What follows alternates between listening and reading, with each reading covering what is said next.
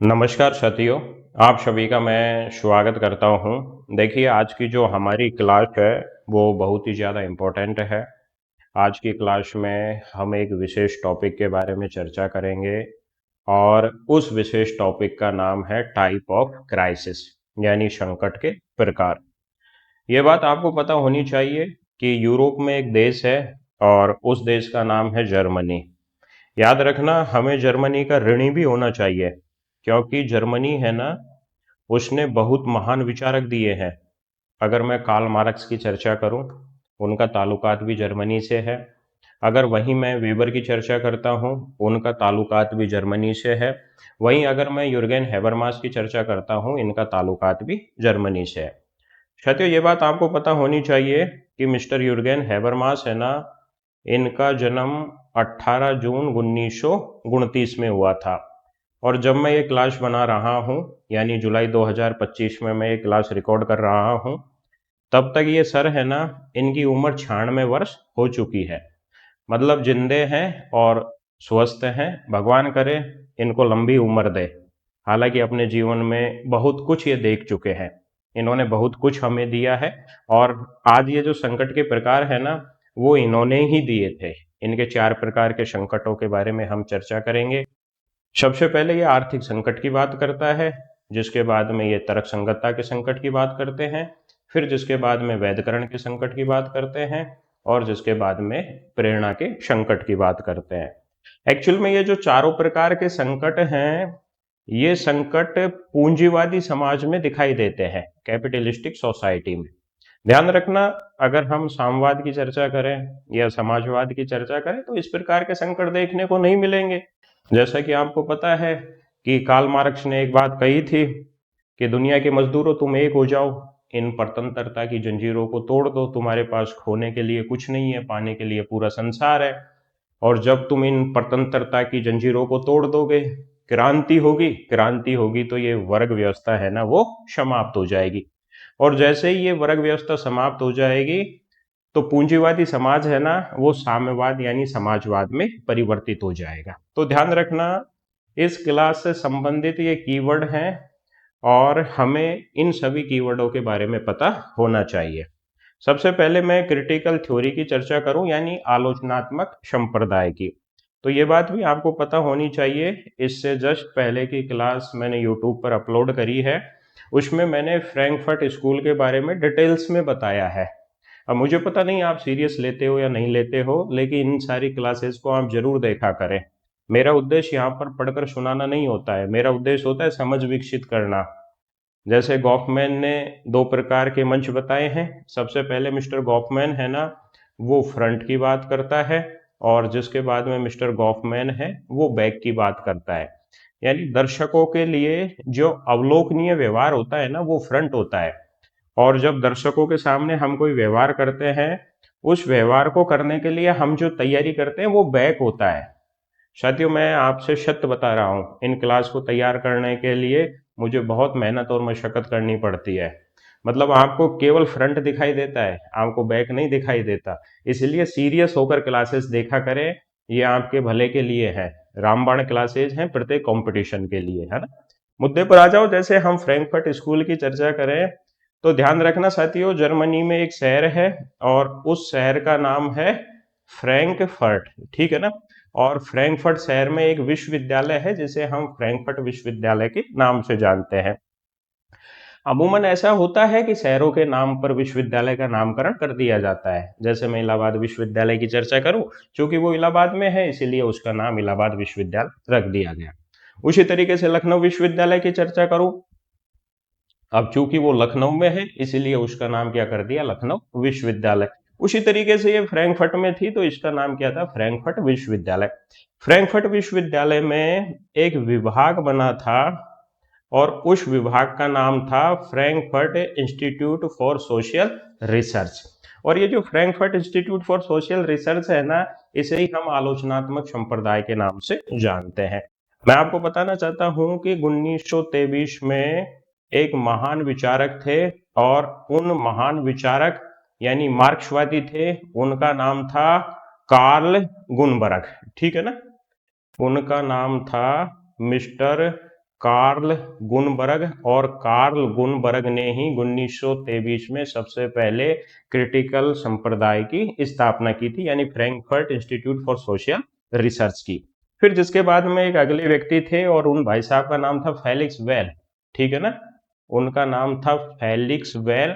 और ये जो फेलिक्स वेल साहब है ना, इन्होंने इस आलोचनात्मक संप्रदाय को क्या किया था, वित्त का पोषण किया था, मतलब फाइनेंशियली मदद की थी। और जिसके बाद में ये बात भी आपको पता होनी चाहिए कि 1930 में मिस्टर हरखाइमर साहब थे ना, हरखाइमर साहब को इस आलोचनात्मक संप्रदाय यानी फ्रैंकफर्ट स्कूल का निदेशक बना दिया गया। अब बात ये निकल कर आती है कि यार एक्चुअल में ये फ्रैंकफर्ट स्कूल है, ये क्यों आया और ये किस लिए काम करता है, यानी इसका जो मेन उद्देश्य है वो क्या होता है। तो साथियों आपको ये पता होना चाहिए कि जो क्लासिकल मार्क्सवाद है, यानी जो ओरिजिनल मार्क्सवाद है ना, उसमें बहुत सारी कमियां थी। जैसे इससे पहले की क्लास में मैंने बताया है, मार्क्सवाद ने कहा था कि साम्यवाद आएगा, लेकिन उनकी ये जो विचारधारा है ना, ये धुंधली हो गई। इतना समय बीत जाने के बावजूद भी साम्यवाद नहीं आया। तो मार्क्सवाद में सुधार करने के लिए, जैसा कि आपको पता है कि मिस्टर मार्क्स है ना, उसने व्यक्तिवाद की अवहेलना की थी। हालांकि मिस्टर मार्क्स यूं तो कहता है कि कोई पूंजीपति अतिरिक्त मूल्य के आधार पर, यानी सरप्लस वैल्यू के आधार पर मजदूरों का शोषण करता है, लेकिन मार्क्स ने पूंजीपति को क्रेडिट नहीं दिया। जबकि मार्क्स को पूंजीपति को क्रेडिट देना था, भाई पूंजीपति के पास दिमाग था तभी तो वो इतना बड़ा एम्पायर खड़ा कर पाया। तो मार्क्स में बहुत सारी कमियां थी, उन कमियों को दूर करने के लिए ये फ्रैंकफर्ट स्कूल है ना, ये अस्तित्व में आता है। और इन्होंने मार्क्स की आलोचना की थी, ठीक है, इसीलिए इसे हम क्रिटिकल थ्योरी के नाम से जानते हैं। मेरा विनम्र आग्रह है कि इससे पहले की क्लास आप जरूर देखें। और ध्यान रखना, ये फ्रैंकफर्ट स्कूल से निकले हुए जितने भी विचारक हैं ना, इन्हें हम नव मार्क्सवादी कहते हैं, क्योंकि मार्क्स को नए तरीके से इन्होंने प्रस्तुत किया था। जैसे पिछली क्लास में मैंने बताया भी था कि जो पिक्चर मिस्टर कार्ल मार्क्स ने बनाई थी ना, उसको नए फ्रेम में सेट करने का काम किसने किया था, आलोचनात्मक संप्रदाय ने, फ्रैंकफर्ट स्कूल ने, मींस नव मार्क्सवादियों ने। तो ये आपस में एक दूसरे से जुड़े हुए हैं। उसी तरीके से अगर मैं साम्यवाद और समाजवाद की चर्चा करूं, हालांकि इनके बारे में भी मैं बता चुका हूं। ध्यान रखना, ये साम्यवाद और समाजवाद है ना, दोनों समानता की बात करते हैं। लेकिन अगर मैं साम्यवाद की चर्चा करूं, इसे हम कम्युनिज्म कहते हैं। और ये जो साम्यवाद है ना, ये भाई साहब रेडिकल अप्रोच पर काम करता है, मतलब एक तरीके से ये उग्रवादी विचारधारा है। और ये जो समाजवाद है, ये लिबरल यानी उदारवादी विचारधारा है। अब इस तरीके से आप समझ सकते हो कि जो साम्यवाद है ना, वो एक तरीके से कट्टरपंथी है, मतलब साम्यवाद प्राइवेट प्रॉपर्टी का बहुत जबरदस्त तरीके से विरोध करता है। साम्यवाद यूं कहता है कि कोई व्यक्ति अपनी प्राइवेट प्रॉपर्टी नहीं बना सकता। हालांकि बेसिक जरूरतें राज यानी सरकारें पूरी करेगी, रोटी कपड़ा मकान शिक्षा स्वास्थ्य, ठीक है ना। और समाजवाद में भी बेसिक जरूरतें सरकार पूरा करती है, लेकिन समाजवाद यूं कहता है कि आप थोड़ी बहुत प्राइवेट प्रॉपर्टी बना सकते हो, यानी छोटा मोटा अपना कोई बिजनेस कर सकते हो, कुछ लघु उद्योग खोल सकते हो, छोटे स्तर पर दुकानें वगैरह चला सकते हो, ताकि अपनी जो पर्सनल जरूरतें हैं ना, वो आप पूरी कर सको। अगर मैं इसको समराइज करूं आसान शब्दों में, तो समाजवाद यहां पर छोटे स्तर पर प्राइवेट प्रॉपर्टी का समर्थन करता है, जबकि साम्यवाद है ना, वो पूरी तरीके से किसी भी तरीके की प्राइवेट प्रॉपर्टी का क्या करता है, विरोध करता है, ठीक है।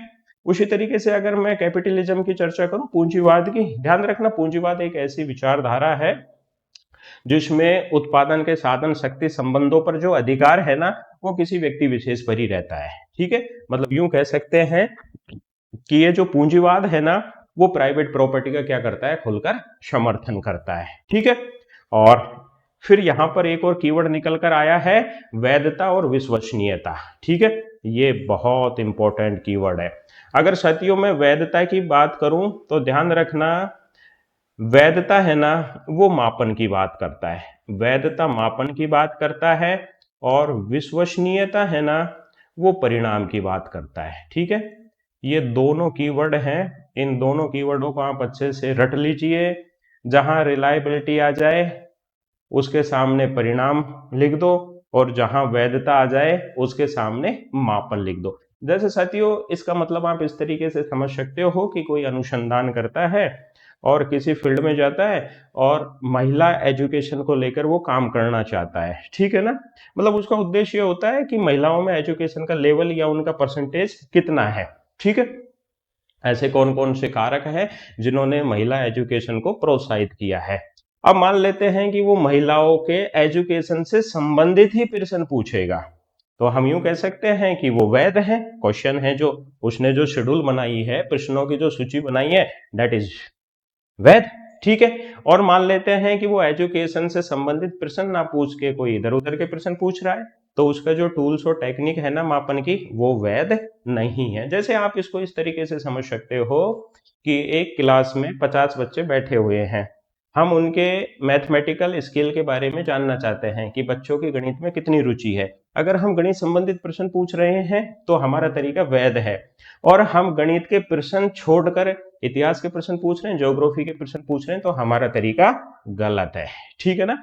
तो यहाँ पर जो वैधता है वो एक्यूरेसी की बात करता है मापन के क्षेत्र में। अगर हम परिणाम की बात करें, विश्वसनीयता की बात करें, तो ध्यान रखना, बार बार आप टेस्ट करते रहो, बार बार आप टेस्ट करोगे, समान रिजल्ट निकल कर आएगा, तो हम कह सकते हैं कि डेट इज रिलायबिलिटी।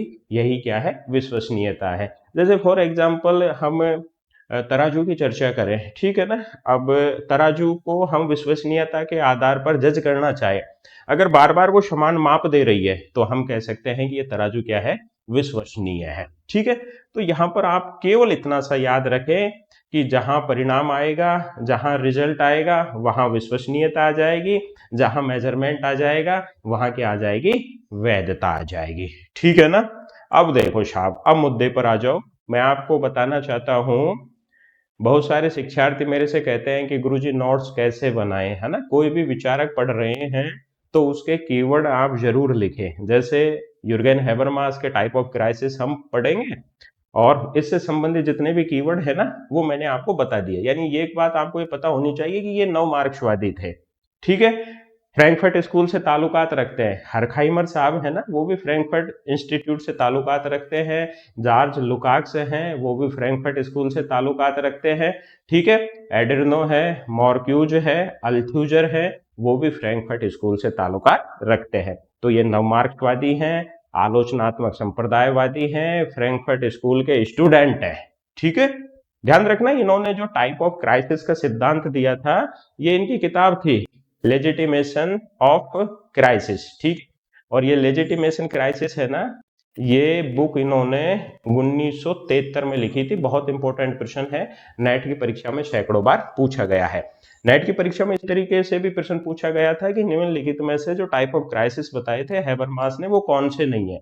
तो ध्यान रखना, ये आपका आर्थिक संकट है, तर्क संगतता का संकट है, वैधकरण का संकट है, और प्रेरणा का संकट है। अब हम एक एक के बारे में चर्चा कर लेते हैं, ठीक है। सबसे पहले हम चर्चा करेंगे आर्थिक संकट की। मतलब पहली बात तो आप ये समझ जाइए कि ये जितने भी प्रकार के संकट है ना, वो केवल और केवल पूंजीवादी समाज में घटित होते हैं। अगर मैं आर्थिक संकट की चर्चा करूं तो ध्यान रखना, जब पूंजीवादी अर्थव्यवस्था उत्पादन में असफल हो जाती है, कोई प्रोडक्ट उत्पादित किया उसके वितरण में सफल हो जाती है, जब पूंजीवादी अर्थव्यवस्था रोजगार देने में असफल हो जाती है, तब ये आर्थिक संकट निकलकर सामने आता है। जैसे अभी आपने थोड़े दिन पहले देखा होगा, अगर मैं जियो की चर्चा करें, मिस्टर अंबानी की चर्चा करें, तो उसने अपने हजारों एम्प्लॉय निकाल दिए थे। तो वो जो संकट उत्पन्न हुआ था ना, दैट इज इकोनॉमिक क्राइसिस, ठीक है। और ध्यान रखना, ये इकोनॉमिक क्राइसिस क्यों आता है, मंदी के दौर में इकोनॉमिक क्राइसिस आता है, ठीक है ना। महंगाई के दौर में इकोनॉमिक क्राइसिस आता है, और फिर जिसके बाद में बेरोजगारी के दौर में इकोनॉमिक क्राइसिस आता है, जब मांग की आपूर्ति और प्रोडक्शन में असंतुलन हो जाता है ना, तो इकोनॉमिक क्राइसिस निकल कर आता है, ठीक है। तो सबसे पहले ये इकोनॉमिक क्राइसिस की बात करते हैं। इससे क्या होता है कि आर्थिक जो इकोनॉमिक स्ट्रक्चर है वो ढांचा बिगड़ जाता है, उत्पादन में गिरावट आ जाती है, और हम यूं कह सकते हैं कि जो सामाजिक स्थिरता या सामाजिक संतुलन है ना, वो पूरी तरीके से बिगड़ जाता है। बेसिकली ये जर्मनी से थे, तो ये जो इकोनॉमिक क्राइसिस है ये यूरोप में घटित हुआ था, ठीक है। एक ऐसा दौर चल रहा था जब पूंजीवादी अर्थव्यवस्था है ना, जो पूरी तरीके से गड़बड़ा गई थी। तो जो पहला संकट निकल कर आया उसे हम क्या कहेंगे, आर्थिक संकट कहेंगे, ठीक है। बहुत इंपॉर्टेंट है, याद कर लेना। फिर जिसके बाद में जो अगला संकट निकल कर आता है उसे हम तर्कसंगतता का संकट कहेंगे, ठीक है ना। अब ध्यान रखना, रैशनैलिटी क्राइसिस बोलते हैं जब सरकारें हैं ना वो विफल हो जाती है, सरकार की योजनाएं विफल हो जाती हैं, जब सरकार वहां के नागरिकों का समाधान नहीं कर पाती है, सरकार तर्क प्रस्तुत नहीं कर पाती। जैसे भारतीय जनता पार्टी के ऊपर कई बार आरोप लगते हैं, कांग्रेस पार्टी के ऊपर भी आरोप लगते हैं, बीजेपी वाले डायरेक्ट टारगेट करते हैं जवाहरलाल नेहरू को, ठीक है ना, कांग्रेस वाले मोदी को टारगेट करते हैं। तो कई बार क्या होता है ना कि मेन मुद्दे से भटकाने का काम करते हैं, युवाओं को कोशिश रहती है कि युवाओं का ध्यान इधर उधर लगा रहे। तब इस प्रकार का जो संकट होता है ना उसे हम रैशनैलिटी क्राइसिस कहते हैं। मतलब यूं कह सकते हैं कि इस प्रकार में जो सरकार का संवाद है ना, वो सरकार का संवाद वहां के नागरिकों से प्रॉपर तरीके से नहीं हो पाता है। मतलब एक तरीके से जो पब्लिक स्पेयर है ना, वो पब्लिक स्पेयर भी क्या हो जाते हैं, उदासीन हो जाते हैं, यानी पब्लिक स्पेयर विफल हो जाते हैं। अब पब्लिक स्पेयर विफल होंगे ही ना, ये पब्लिक स्पेयर की भी बात करता है यूर्गेन हैबरमास, जिसे हम सार्वजनिक क्षेत्र का सिद्धांत बोलते हैं, ठीक है ना। पब्लिक स्पेयर की भी बात की है मिस्टर हैबरमास ने, जिसे हम सार्वजनिक क्षेत्र का सिद्धांत कहेंगे। What is public sphere? Jurgen Habermas ये कहता है कि पहले क्या होता था, कोई भी समस्या होती थी ना तो लोग मिलजुल कर उसका समाधान ढूंढते थे। पहले लोगों की आदत होती थी कि घंटों सैलूनों पर बैठे रहते। आपको ये बात पता होनी चाहिए, अगर मैं यूरोप के प्रबोधन काल की चर्चा करूं तो 17वीं शताब्दी, जिसके बाद में 18वीं शताब्दी और जिसके बाद में 19वीं शताब्दी, यूरोप में एक परिवर्तन का दौर चला था, यूरोप में एक बुद्धि का दौर चला, यूरोप में एक विवेक का ये दौर चला था। That is enlightenment period. इसे ही हम क्या कहते हैं, प्रबोधन काल कहते हैं। प्रबोधन काल नहीं आता अगर यूरोप में सैलूनों की दुकानें नहीं होती। एक इंपॉर्टेंट प्रश्न ये बनता है कि सबसे पहले जो प्रबोधन काल की शुरुआत हुई थी वो कहां पर हुई थी? वो पश्चिम यूरोप में हुई थी। पश्चिम यूरोप में भी प्रबोधन काल की शुरुआत कहां पे हुई? फ्रांस में हुई थी। फ्रांस में भी प्रबोधन काल की शुरुआत कहाँ हुई? पेरिस में हुई। और पेरिस में भी प्रबोधन काल की शुरुआत कहाँ हुई? सैलूनों पर हुई थी। सैलूनों को बोलते हैं हम नाइयों की दुकान। कई बार ऐसा होता है ना कि हम शेविंग कराने और कटिंग कराने के लिए जाते हैं, दुकानों पर भीड़ रहती है तो हम बैठे रहते हैं, हमारे जैसे ही और बुद्धिजीवी वहां पर बैठे रहते हैं, तो इधर उधर की बातें चलती रहती है। तो ये प्रबोधन काल भी इसीलिए आया था कि लोग घंटों तक सैलूनों की दुकानों पर बैठे रहते, यूरोप की जो तत्कालीन स्थिति है ना उस पर वो चर्चा करते थे, ठीक है ना। तो धीरे धीरे चिंगारी उठी, फिर ज्वाला, फिर वो पूरे यूरोप में फैल गई, ठीक है। तो वो परिवर्तन का दौर था जिसे प्रबोधन काल कहते हैं। ये बात भी सत्य समझ लीजिए कि अगर प्रबोधन काल नहीं आता तो हमारे सोशियोलॉजी कदाचित भी नहीं आ पाता है, ठीक है। तो तर्क संगतता का संकट भी इसीलिए होता है कि आज पब्लिक स्पेयर है ना वो खत्म हो गए हैं। अगर पब्लिक स्पेयर है भी तो सरकार उनसे संवाद नहीं कर रही है ना। लोग सरकार से बात करना चाहते हैं लेकिन सरकार की कोई जवाबदेही नहीं है। जैसे हम राइट टू इंफॉर्मेशन की चर्चा करें, आरटीआई की चर्चा करें, जो कांग्रेस पार्टी का बहुत बड़ा योगदान है। ये जो राइट टू इंफॉर्मेशन है ना, ये तर्क संगतता के संकट को कम करने का बहुत बेहतरीन साधन है, ठीक है ना। इससे ट्रांसपेरेंसी बनी रहती है, इससे पारदर्शिता बनी रहती है। तो मतलब कुल मिलाकर यूं समझ जाइए कि तर्क संगतता का संकट तब पैदा होता है जब वहां का प्रशासन पूरी तरीके से संवाद नहीं कर पाता है, ठीक है ना। मतलब पूरी तरीके से टेक्नोलॉजी पर निर्भर हो जाता है, पूरी तरीके से अर्थव्यवस्था पर निर्भर हो जाता है। मतलब हम यूं कह सकते हैं कि किसी देश के 10-5 गिने चुने पूंजीवादी उस देश की अर्थव्यवस्था को चलाते हैं, या उस देश के जो डिसीजन मेकिंग होते हैं ना उनमें अपनी भागीदारी निभाते हैं। जैसे कई बार मिस्टर अंबानी के ऊपर आरोप लगता है, मोदी जी के ऊपर आरोप लगता है कि मोदी जी के जो डिसीजन होते हैं ना वो मिस्टर अंबानी से प्रभावित होते हैं, ठीक है। अब होते हैं या नहीं होते वो अलग मुद्दा है। इस तरीके का जो संकट पैदा होता है ना इसे हम तर्क संगतता का संकट कहेंगे। जैसे हम कृषि कानूनों की चर्चा करें, जो काले कानून निकल कर आए थे, है ना, 3 काले कानून निकल कर आए थे, प्रोटेक्शन किया था, मतलब साल भर प्रोटेक्ट किया किसानों ने, दिल्ली बॉर्डर पर वो पड़े रहे, ठीक है, उन काले कानूनों के खिलाफ। तो वो संकट क्यों आया था भाई? वो संकट इसलिए आया था कि सरकार बात नहीं करना चाहती थी। वो जो काले कानून निकल कर आए तो किसानों को लगा कि ये हमारे हित में नहीं है। तो इस तरीके का जो संकट होता है दैट इज रैशनैलिटी क्राइसिस, ठीक है ना। तो पहला जो संकट इकोनॉमिक क्राइसिस और दूसरा संकट है उसे हम कहेंगे रैशनैलिटी क्राइसिस, ठीक है। इससे क्या होता है रैशनैलिटी क्राइसिस से कि सामाजिक जो संवाद है, बातचीत वो टूट जाती है। जो भी निर्णय आते हैं उनमें वैधता की कमी रहती है। मैंने कहा ना कि 2 शब्द निकल कर आए हैं, एक तो वैध है, एक विश्वसनीयता है। वो बार-बार समान परिणाम निकल कर आएगा, वो विश्वसनीयता है।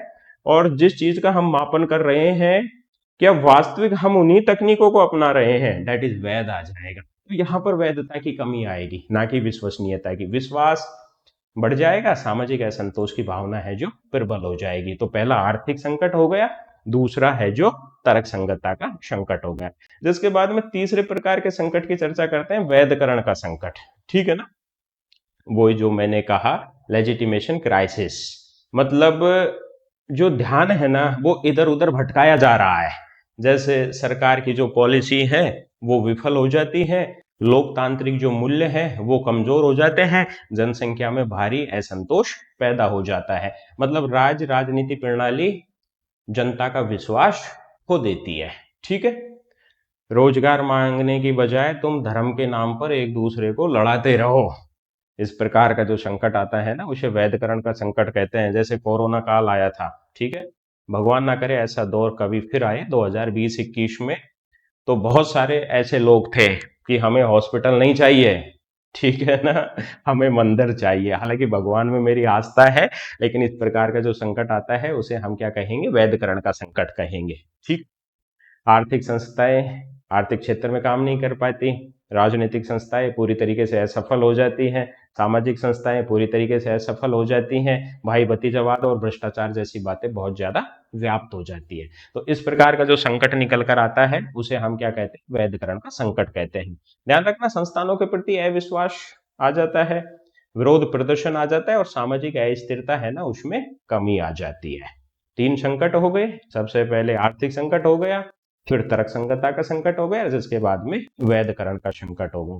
जिसके बाद में चौथा और अंतिम यहाँ पर जो संकट बताया था मिस्टर हैबरमास ने, डेट इज मोटिवेशन क्राइसिस। उसे हम प्रेरणा के संकट के नाम से जानते हैं। जब सामाजिक मूल्यों का पतन हो जाता है, जब नियमों का पतन हो जाता है, जब लोग अपनी भूमिकाएं निभाने में असमर्थ हो जाते हैं, तो इससे क्या होगा, सामाजिक पहचान में कमी आएगी, मूल्यों का ह्रास हो जाएगा, व्यक्तिगत उदासीनता आ जाएगी। जैसे फॉर एग्जाम्पल कई बार हम कहते भी हैं कि जब से हमारे देश में पश्चिमीकरण आया है ना, जब से समाज में असंतुलन की भावना व्याप्त हो गई है। उसका कारण ये है कि जो पश्चिम संस्कृति है वो सभी के समन्वय की बात करती है, लेकिन उन्होंने बहुत ज्यादा समन्वय कर दिया। आज क्या हम किसी को देखकर कह सकते हैं डेट इज हिंदू? क्या हम कह सकते हैं कि ये मुसलमान है, ये क्रिश्चियन है, ये ईसाई है, ये सिख है? क्योंकि सभी के जो सिंबल्स होते हैं ना वो एक दूसरे के पास है। अगर हम मान लेते हैं किसी गुरुद्वारे में जा रहे हैं तो वहां उसी भूमिका में हम रहेंगे। अगर हम मान लेते हैं कि किसी मस्जिद के सामने से जा रहे हैं तो हम उसी भूमिका में रहेंगे, किसी मंदिर में जा रहे हैं तो हम उसी भूमिका में रहेंगे। मतलब आज का आदमी है ना जो अलग अलग संस्कृतियों को अपना रहा है, ठीक है ना, और सामाजिक मूल्यों के प्रति वो क्या हो गया है, उदासीन हो गया है। जैसे मैं अमेरिका में 1970 की मैं चर्चा करूं, ठीक है, अमेरिका में 1970 के दशक में एक आंदोलन हुआ था जिसे हम हिप्पी आंदोलन कहते हैं, है ना। ये हिप्पी आंदोलन है ना वो अमेरिका की मूल संस्कृति के खिलाफ था।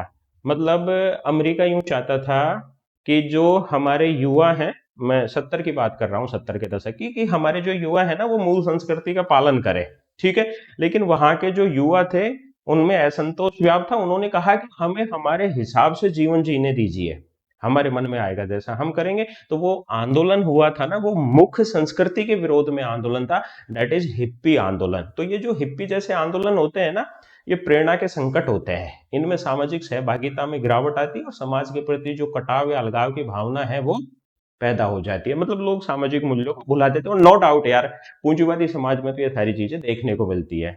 जैसे फॉर एग्जाम्पल हम किसी मेट्रो सिटी में जाते हैं, अब भाई किसी छोटे शहर से अगर मेट्रो सिटी की तुलना करें तो आज भी छोटे शहर है ना वहां पर मूल्य मानदंड और पैटर्न वगैरह ये पाए जाते हैं। मेट्रो सिटी में ये सारी चीजें नहीं पाई जाती। अगर मैं दिल्ली मेट्रो की चर्चा करूं तो ऐसे बहुत सारे वीडियो वायरल होते हैं जिसमें कपल क्या करते हैं, अश्लील हरकतें करते रहते हैं। दैट इज मोटिवेशन क्राइसिस भाई, ये प्रेरणा का संकट ही तो है। इस तरीके से बहुत सारे वीडियो निकल कर आ रहे हैं। जैसे हम लिव इन रिलेशन के कंसेप्ट की चर्चा करें, ठीक है, अविवाहित युवक युवक और युवतियां एक विवाहित दंपति की तरह जीवन यापन करते हैं। अब ये क्या है यार, सामाजिक मूल्यों के खिलाफ है। That is motivation crisis.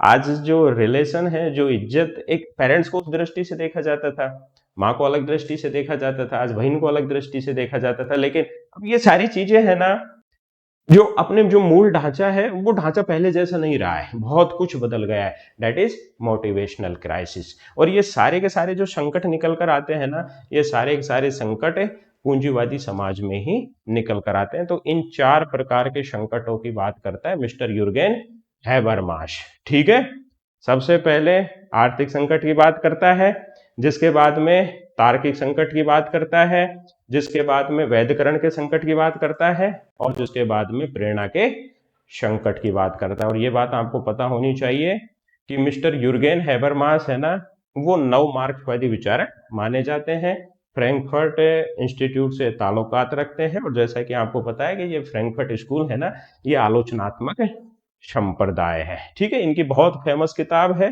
Legitimation crisis, जो 1973 में लिखी गई थी। आप अगर याद ना रहे ना, तो ये शब्द है, इसको आप याद कर सकते हो, ERLM, है ना, इकोनॉमिक क्राइसिस, रैशनैलिटी क्राइसिस, ठीक है ना, लेजिटिमेशन क्राइसिस और मोटिवेशन क्राइसिस। ये लो साहब, यूर्गेन हैबरमास का जो वैधकरण का संकट है ना, वो कंप्लीट हो जाता है।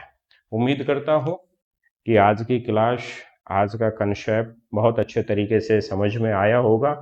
कुछ भी पढ़ो, बस जीरो से पढ़ो। जब तक हमें बेसिक नहीं पता, उसकी पृष्ठभूमि नहीं पता, तो फिर पढ़ने से कोई फायदा नहीं है।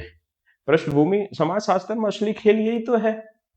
अगर हमें पृष्ठभूमि का पता है ना, जैसे हम संरचनावाद की चर्चा करें, या हम उत्तर संरचनावाद की चर्चा करें, या हम प्रकार्यवाद की चर्चा करें, या हम नव प्रकार्यवाद की चर्चा करें, इनके बीच में मूल अंतर पता होना चाहिए। जैसे हम नव प्रकार्यवाद की चर्चा करें, नव प्रकार्यवाद की मिस्टर जेफरे अलेक्जेंडर करता है। अब ये हमें नहीं पता कि नव प्रकार्यवाद क्यों आया। ये बात तो हमें पता है कि मिस्टर जेफरे सी अलेक्जेंडर की एक किताब है जिसका नाम है नियो फंक्शनलिज्म। नियो फंक्शनलिज्म कब आई थी?